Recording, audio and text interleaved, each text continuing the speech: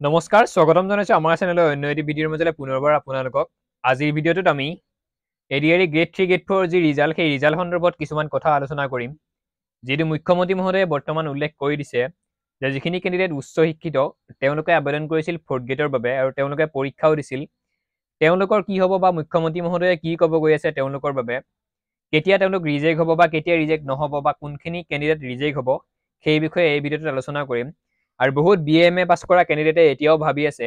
আমি BA পাছ কৰি উঠি বা MA পাছ কৰি উঠি 4th গ্ৰেডৰ বাবে এপ্লাই কৰিছো তো আমাৰ কিছুমানে এনেকুৱাকে ভিডিঅ'ত কৈ আছে যে তেওঁলোকৰ হয়তো জেইল হ'ব পাৰে তেওঁলোকক এৰেষ্ট কৰিব পাৰে তো সেইবোৰ কি হ'ব তেওঁলোক সঁচাকৈ এৰেষ্ট হ'ব নেকি বা কেতিয়া BA পাছ কৰাখিনি আপোনালোকে এতিয়া 4th গ্ৰেডত এপ্লাই কৰিছে কোনো টেনশ্যন নাই কিন্তু ডাঙৰ কথা হ'ল আটাইতকৈ এৰেজ হোৱাটো বহুতে এনেকৈ কৈ আছে যে কোনোবাটো কেণ্ডিডেটে যদি BA কমপ্লিট কৰি কিনে 4th গ্ৰেডৰ বাবে এপ্লাই কৰিছে তেওঁ হয়তো এতিয়া এৰেষ্টেই হ'ব মুখ্যমন্ত্ৰী মহোদয়ে এৰেষ্টেই কৰিব নেকি তেনেকুৱাকে বহুতে ভিডিঅ'ত কথা কৈ আছে তো তেনেকুৱা নহয় কথাটো মই আপোনালোকক একচুৱেল যোনটো কথা যিখিনি কথা কেণ্ডিডেটখিনিৰ মনত বৰ্তমান সোমাই আছে বা ভয় খাই আছে কিছুমান কেণ্ডিডেটে তেওঁলোকৰ জ্ঞাতাৰ্থে এইখিনি কথা ক'ব বিচাৰিছোঁ যিখিনি কেণ্ডিডেটে এক্সামৰ ফৰ্ম ফিল আপ হোৱাৰ যেতিয়া ফৰ্ম ফিল আপ হৈ আছিল তোমালোকৰ তেতিয়া যদি তোমালোকে BA কৰি আছিলে বা তেতিয়া যদি যেতিয়া এপ্লাই হৈছিল তেতিয়া যদি BA তোমালোকৰ ৰানিং হৈ আছিল তেতিয়া পাছ কৰা নাছিলা তোমালোকে তেতিয়া যদি এপ্লাই কৰিছা 4th গ্ৰেডৰ বাবে কোনো টেনশ্যন নাই যদি পৰীক্ষা দিছা জাষ্ট তোমালোকে পৰীক্ষাটো দিব পাৰিবা সেইটো কোনো কথা নাই আৰু যিখিনি আমাৰ BA অলৰেডি পাছ হৈ আছিল তেওঁলোকে আগতে পাছ কৰিছে তাৰ নেক্সটতে হয়তো এডিআই ফৰ্ম ফিল আপ হৈছিল বা এপ্লাই হৈছিল তোমালোকে যদি এপ্লাই কৰিছা 4th গ্ৰেডৰ বাবে এতিয়া তোমালোকৰটো কি হ'ব বা আপোনালোকৰটো কি হ'ব মোতকৈ যিখিনি উচ্চ শিক্ষিত বা মোতকৈ যিখিনি বয়সত ডাঙৰ এজত জ্যেষ্ঠ মোতকৰ তেওঁলোকক কৈছোঁ কথাখিনি বহুতে ভয় খাই আছে বহুতে কমেণ্টো কৰি আছে আমি কিছুমান উচ্চ শিক্ষিত বা মই মোৰ আগৰ ভিডিঅ'ত বহুত এনেকুৱা ভিডিঅ' আপলোড কৰিছোঁ যে উচ্চ শিক্ষিতখিনিৰ কেনেকুৱা ধৰণৰ একশ্যন হ'ব বা আপোনালোকে যদি নিজৰ শিক্ষাটো যদি চৰকাৰক লুকুৱাই কিনে যদি এটা ডাঙৰ ডাঙৰ আপোনালোকৰ ডিগ্ৰী থাকিও যদি এটা সৰু পোষ্টৰ বাবে যোগ্য বুলি ভাবি এপ্লাই কৰিছে সেইটো আপোনালোকৰ ভুল সেইটো বেলেগৰ ভুল নহয় তো এতিয়াৰ তাৰ যিটো পৰিতাপ সেইটো কি হ'ব সেইটো মই ক'ব গৈ আছোঁ চৰকাৰে সদায় উচ্চ শিক্ষিত যিমানখিনি কেণ্ডিডেট আছে আমাৰ BA পাছ সেইখিনি কেণ্ডিডেটক এটা সংস্থাপন দিয়াটো তেওঁলোকে বিচাৰে মুখ্যমন্ত্ৰী মহোদয়ে সেই লাইনত কথাখিনি কৈছে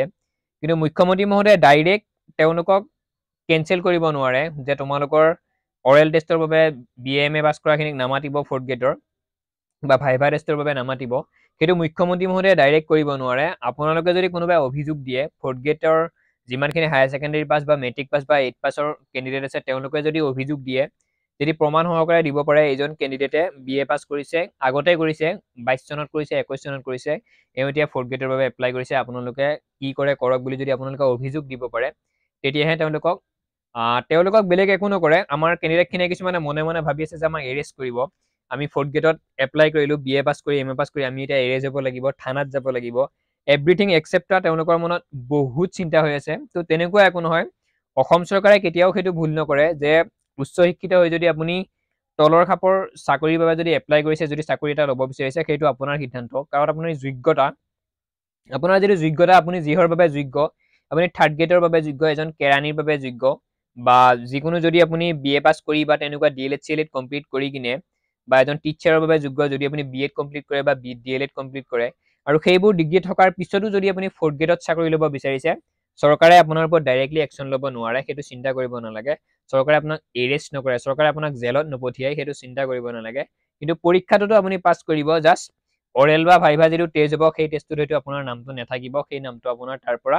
কৰ্তন হৈ যাব সিমানখিনিয়ে কথা আৰু বৰ বিশেষ একো নহয় কিন্তু ইমান এনেকুৱা কেণ্ডিডেটে মোৰ লগত পাৰ্চনেলিও কথা পাতিছে বাৰু বহুতে তেনেকুৱাকৈ কৈছে যে আগতে কিছুমান কেণ্ডিডেটে খুব BA পাছ কৰি কিনেই চাকৰি লৈছে 4th গ্ৰেডত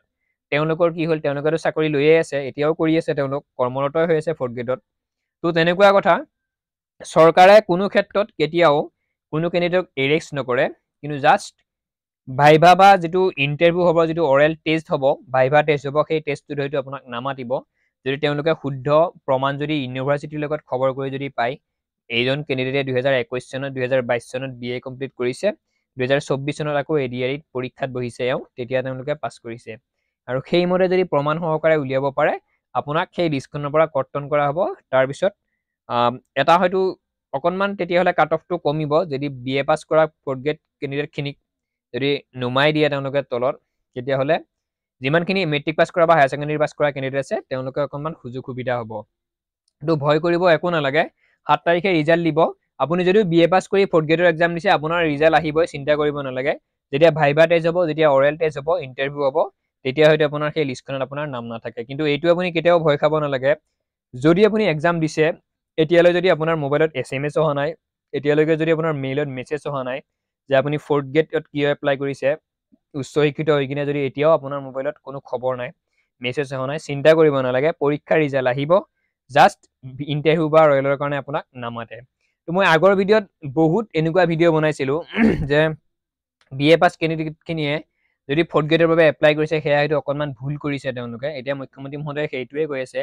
উচ্চ শিক্ষিতখিনিয়ে উচ্চ শিক্ষাৰ বাবে আবেদন কৰক উচ্চ এটা পোষ্টৰ বাবে বা উচ্চ পদ এটাৰ বাবে আবেদন কৰক সৰু পদত আবেদন কৰিব নালাগে কিন্তু এইটো চৰকাৰে কোৱা নাই এতিয়ালৈকে মুখ্যমন্ত্ৰী মহোদয়ে মুখেৰে নিজৰ মুখেৰে কোৱা নাই যে আমি এৰেষ্ট কৰিম যদি বিএ পাছখিনি এমএ পাছখিনিয়ে 4th গ্ৰেডত এপ্লাই কৰিছে তো সম্পূৰ্ণ ভিডিঅ'টো ইমানে আছিল ভয় খাব একো নালাগে কোনেও কাকো এৰেষ্ট নকৰে আৰু 4th গ্ৰেডত ইয়াৰ নেক্সটত যিখিনি ৰিক্ৰুটমেণ্ট হ'ব তাত যিখিনি বিএ পাছ কেৰিয়াৰ আছে তেওঁলোকে বাৰু এপ্লাই কৰিব নোৱাৰে কিন্তু এডিআৰিয়ে যে বৰ্তমান যিটো চাকৰি হ'ব সেইটোৱে যে চাকৰি তাৰ কাৰণে যে আপোনালোকে পঢ়ি আছিল সেই চাকৰি কেইটাৰ বাবে যে আপোনালোকে ৰখি আছিল সেইটোৱে বাৰু আপোনালোকৰ কথা নেকি সেয়াই বাৰু আপোনালোকৰ সপোন নেকি তেনেকুৱাটো কথা নহয় এডিআৰিয়ে চাকৰি নহয় বহুত চাকৰি আছে বিএ পাছ যিমানখিনি চেণ্ট্ৰেল লেভেলৰ যিমান পোষ্ট ওলাই থাকে সেইটো কেৱল মেট্ৰিক পাছ হ'লে চেণ্ট্ৰেল লেভেলত প্ৰায় আবেদন কৰিব পাৰিয়েই আপুনি মেট্ৰিক যদি পাছ কৰিছে চেণ্ট্ৰেল লেভেলৰ সমূহ পৰীক্ষাৰ বাবে আপোনালোকে আবেদন কৰিব পাৰে তো পৰীক্ষা দিব পাৰে অসম চৰকাৰৰ চাকৰি ক্ষেত্ৰতে এনেকুৱা তো চাকৰি কি অসম চৰকাৰৰ আছে নেকি চেণ্ট্ৰেল লেভেলৰ ইমানবোৰ পোষ্ট ওলাই থাকে এতিয়া আজি কিছুদিন আগত আৰআৰবিৰ শেষ হৈ গ'ল ঠিক তেনেকুৱা কথা চিন্তা কৰিব নালাগে চাকৰি বহুত আছে নিজৰ যোগ্যতা অনুযায়ী আপোনালোকে আবেদন কৰক দ্বিতীয়টো কথা আপোনালোকে পঢ়িব লাগিব প্ৰিপাৰেচন জোৰদাৰ কৰিব লাগিব কেৱল এডিআৰি চাকৰি কেৱল অসম পুলিচৰে চাকৰি আসাম টেটৰে চাকৰি নহয় বহুত এনেকুৱা নিজৰ ডিষ্ট্ৰিক্টতো চাকৰি ওলাই থাকে চেণ্ট্ৰেলতো চাকৰি ওলাই থাকে ভাৰত চৰকাৰৰ আৰু অসম চৰকাৰৰো বহুত চাকৰি ওলাই থাকে আৰু সেই চাকৰিসমূহৰ খবৰসমূহ আমি আপোনালোকক পোনপটীয়াভাৱে জনাই থাকোঁ এতিয়া বহুতে কিছুমানে কমেণ্ট কৰিছে ডিএমই 4th গ্ৰেডৰ এপ্লাই কেতিয়া হ'ব চাওক ডিএমই 3rd গ্ৰেডৰ নন টেকনিকেলৰ যিখিনি এপ্লাই চলি গৈছিল এডমিট কাৰ্ড আহোঁ অৱস্থা আছিল সেয়া এক্সামে পোষ্টপন কৰি দিলে এতিয়া আপোনালোকে গম পাইছে 30 তাৰিখলৈকে পিছুৱাই দিলে নেকি 9 তাৰিখে হোৱা কথা আছিল 30 তাৰিখলৈকে পিছুৱাই দিলে যিমানখিনি আগতে এপ্লাই হৈছিল সেইখিনিয়ে এতিয়ালৈকে পৰীক্ষা হোৱা নাই তো আকৌ নতুনকৈ এপ্লাই তেওঁলোকে কেনেকৈ কৰিব দিব বা কেতিয়া সেইখন নটিচ আহিব সেইটো ক'ব নোৱাৰিম তো ডিএমই 4th গ্ৰেডৰ এপ্লাই বহুত দেৰি হ'ব এডিআৰি গ্ৰেড 3 গ্ৰেড 4 এপ্লাই যিটো ৰিক্ৰুটমেণ্ট প্ৰচেছ বৰ্তমান চলি আছে সেই প্ৰচেছবোৰ শেষ হ'ব লাগিব ডিএমই 3rd গ্ৰেডৰ নন টেকনিকেলৰ এপ্লাইটো শেষ হ'ব লাগিব ৰিক্ৰুটমেণ্ট প্ৰচেছটো শেষ হ'ব লাগিব অৰ্থাৎ পৰীক্ষাটো তাৰ নেক্সটতে হয়তো যদি ওলাই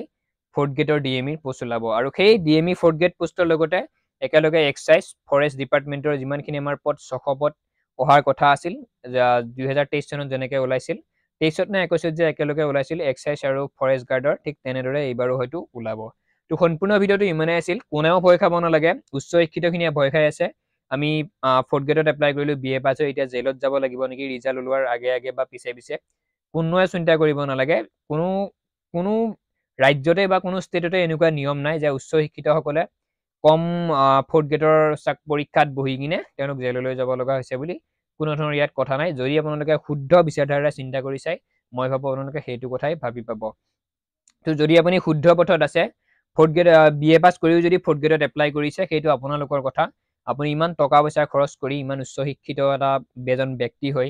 বা এজন আপুনি ফিমেল হৈ কিনে উচ্চ শিক্ষিত যদি 4th গ্ৰেডৰ পোষ্ট এটা আপুনি ল'ম বুলি ভাবিছে সেয়া আপোনাৰ